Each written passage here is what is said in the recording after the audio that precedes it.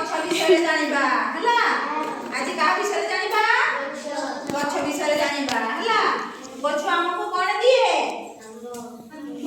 ଫଳ ଦିଏ, ଫୁଲ ଦିଏ, କାଠ ଦିଏ।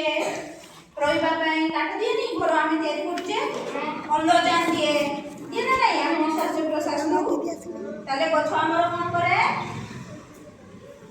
ଗଛ ଆମର ଆଜି ଗଛ ବିଷୟରେ ଜାଣିବା ହେଲା।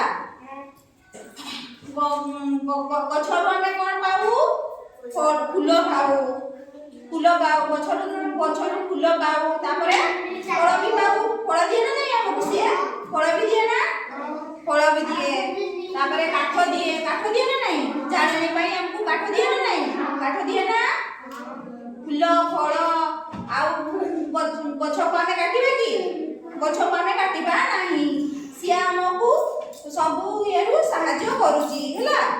ସବୁଥିରେ ଆମକୁ ସାହାଯ୍ୟ କରୁଛି, କରୁନି?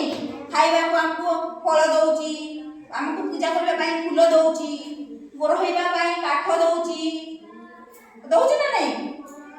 ଆମେ ଯେ ନିଶ୍ୱାସ ପ୍ରଶ୍ୱାସ ନଉଛୁ, ଅମ୍ଳଜାନ ଦଉଛି ନା ନାହିଁ ଗଛ ଆମକୁ? ତ ଗଛକୁ ଆମେ କାଟିବା କି? କାଟିବା ନାହିଁ।